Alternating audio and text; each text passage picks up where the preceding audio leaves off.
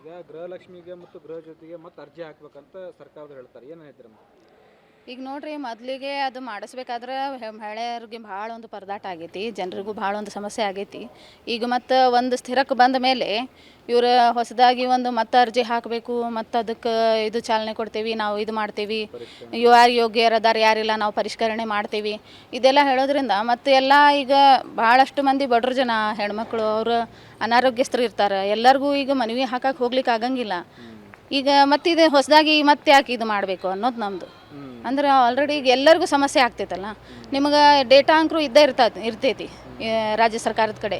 ಅಂದರೆ ಯಾರು ಯೋಗ್ಯರು ಯಾರು ಅದಕ್ಕೆ ಅನರ್ಹರು ಅನ್ನೋದು ಆ ಪ್ರಕಾರ ನೀವು ರದ್ದು ಮಾಡ್ಬೋದು ಕೆಲವ್ರನ್ನ, ಆದರೆ ಎಲ್ಲರಿಗೂ ಸಮಸ್ಯೆ ಆಗಬಾರ್ದು ಅನ್ನೋದು ನಮ್ಮ ವಿಚಾರ. ಮತ್ತು ಅರ್ಜಿ ಹಾಕಕ್ಕೆ ಹಾಂ, ಅದೇ ರೀ, ಅರ್ಜಿ ಹಾಕಕ್ಕೆ ಮತ್ತು ಎಲ್ಲರೂ ಪಾಳೆಗೆ ನಿಂದಿರ್ಬೇಕು. ಎಲ್ಲ ಹೆಣ್ಮಕ್ಳು ಮತ್ತು ಕೆಲಸ ಬಗ್ಸಿ ಬಿಟ್ಟು ಅಲ್ಲಿ ಹೋಗ್ಬೇಕು. ಆದರೂ ಫಸ್ಟ್ ಟೈಮು ಮಾಡುವಾಗ ಭಾಳ ಸಮಸ್ಯೆ ಆಗೈತೆ ರೀ.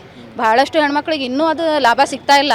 ಯಾರು ಯೋಗ್ಯರದಾರ ಅವ್ರಿಗೆ ಸಿಕ್ಕಿಲ್ಲ ಇನ್ನೂ ಕೆಲವ್ರ ಮಂದಿಗೆ. ಮತ್ತು ಈಗ ಇದರಲ್ಲಿಂದ ಮತ್ತು ಇನ್ನೂ ಸಮಸ್ಯೆ ಭಾಳ ಆಗ್ತೈತಿ ಅನ್ನೋದು ನಮ್ಮದು. ಅದು ಮಾಡಬಾರ್ದು ಅನ್ನೋದು ನಮ್ಮ ವಿಚಾರ. ಈಗ ಗೃಹಲಕ್ಷ್ಮಿ ಗೃಹ ಜ್ಯೋತಿ ಪರಿಷ್ಕರಣೆ ಮಾಡ್ತಂತ ಏನು ಹೇಳ್ತೀರಮ್ಮ? ಸರ್, ಇದು ಗೃಹಲಕ್ಷ್ಮಿದು ಈಗ ಆಲ್ರೆಡಿ ಹೊಸದಾಗಿ ರೇಷನ್ ಕಾರ್ಡ್ ಎಷ್ಟು ಜನ ಅಪ್ಲೈ ಮಾಡಿದ್ರು 3 ವರ್ಷದಿಂದ ಯಾರ್ದು ತೊಗೊಳಕತ್ತಿಲ್ಲ. ಇನ್ನು ಹೇಳ್ಬೇಕು, ಫಲಾನುಭವಿಗಳು ಜಾಸ್ತಿ ಅದಾರ. ಇವರು ಗೃಹಲಕ್ಷ್ಮಿನ ಕರೆಕ್ಟಾಗಿ ಯಾವ ಥರ ಅಂತಂದ್ರೆ ಮೊದಲೇ ಈಗ ಗೃಹಲಕ್ಷ್ಮಿ ಕೊಟ್ಟಿದ್ದಾರಲ್ಲ ಅದನ್ನು ಕಂಟಿನ್ಯೂ ಮಾಡ್ಕೊಂಡು ಹೋಗ್ಬೇಕು.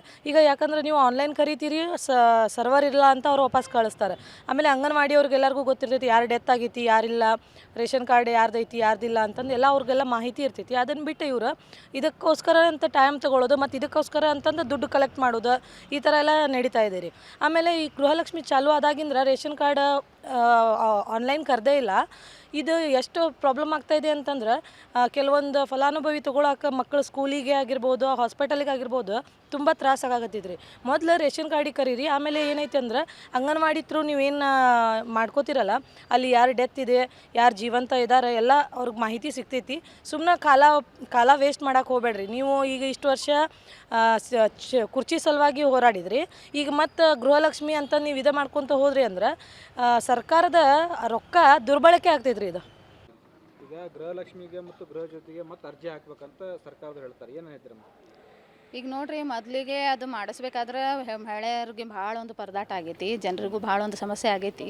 ಈಗ ಮತ್ತು ಒಂದು ಸ್ಥಿರಕ್ಕೆ ಬಂದ ಮೇಲೆ ಇವರು ಹೊಸದಾಗಿ ಒಂದು ಮತ್ತೆ ಅರ್ಜಿ ಹಾಕಬೇಕು, ಮತ್ತು ಅದಕ್ಕೆ ಇದು ಚಾಲನೆ ಕೊಡ್ತೀವಿ, ನಾವು ಇದು ಮಾಡ್ತೀವಿ, ಯಾರು ಯೋಗ್ಯರದಾರ ಯಾರಿಲ್ಲ ನಾವು ಪರಿಷ್ಕರಣೆ ಮಾಡ್ತೀವಿ, ಇದೆಲ್ಲ ಹೇಳೋದ್ರಿಂದ ಮತ್ತು ಎಲ್ಲ ಈಗ ಭಾಳಷ್ಟು ಮಂದಿ ಬಡ್ರ ಜನ ಹೆಣ್ಮಕ್ಳು ಅವರು ಅನಾರೋಗ್ಯಸ್ಥರು ಇರ್ತಾರೆ. ಎಲ್ಲರಿಗೂ ಈಗ ಮನವಿ ಹಾಕಕ್ಕೆ ಹೋಗ್ಲಿಕ್ಕೆ ಆಗಂಗಿಲ್ಲ. ಈಗ ಮತ್ತಿದು ಹೊಸದಾಗಿ ಮತ್ತೆ ಯಾಕೆ ಇದು ಮಾಡಬೇಕು ಅನ್ನೋದು ನಮ್ಮದು. ಅಂದ್ರೆ ಆಲ್ರೆಡಿ ಈಗ ಎಲ್ಲರಿಗೂ ಸಮಸ್ಯೆ ಆಗ್ತೈತಲ್ಲ, ನಿಮಗೆ ಡೇಟಾ ಅಂಕರು ಇದ್ದೇ ಇರ್ತೈತಿ ರಾಜ್ಯ ಸರ್ಕಾರದ ಕಡೆ. ಅಂದರೆ ಯಾರು ಯೋಗ್ಯರು ಯಾರು ಅದಕ್ಕೆ ಅನರ್ಹರು ಅನ್ನೋದು ಆ ಪ್ರಕಾರ ನೀವು ರದ್ದು ಮಾಡ್ಬೋದು ಕೆಲವ್ರನ್ನ, ಆದರೆ ಎಲ್ಲರಿಗೂ ಸಮಸ್ಯೆ ಆಗಬಾರ್ದು ಅನ್ನೋದು ನಮ್ಮ ವಿಚಾರ. ಮತ್ತು ಅರ್ಜಿ ಹಾಕಕ್ಕೆ ಹಾಂ, ಅದೇ ರೀ, ಅರ್ಜಿ ಹಾಕಕ್ಕೆ ಮತ್ತು ಎಲ್ಲರೂ ಪಾಳೆಗೆ ನಿಂದಿರ್ಬೇಕು. ಎಲ್ಲ ಹೆಣ್ಮಕ್ಳು ಮತ್ತು ಕೆಲಸ ಬಗ್ಸಿ ಬಿಟ್ಟು ಅಲ್ಲಿ ಹೋಗ್ಬೇಕು. ಆದರೂ ಫಸ್ಟ್ ಟೈಮು ಮಾಡುವಾಗ ಭಾಳ ಸಮಸ್ಯೆ ಆಗೈತೆ ರೀ. ಭಾಳಷ್ಟು ಹೆಣ್ಮಕ್ಳಿಗೆ ಇನ್ನೂ ಅದು ಲಾಭ ಸಿಗ್ತಾ ಇಲ್ಲ. ಯಾರು ಯೋಗ್ಯರದಾರ ಅವ್ರಿಗೆ ಸಿಕ್ಕಿಲ್ಲ ಇನ್ನೂ ಕೆಲವ್ರ ಮಂದಿಗೆ. ಮತ್ತು ಈಗ ಇದರಲ್ಲಿಂದ ಮತ್ತು ಇನ್ನೂ ಸಮಸ್ಯೆ ಭಾಳ ಆಗ್ತೈತಿ ಅನ್ನೋದು ನಮ್ಮದು. ಅದು ಮಾಡಬಾರ್ದು ಅನ್ನೋದು ನಮ್ಮ ವಿಚಾರ.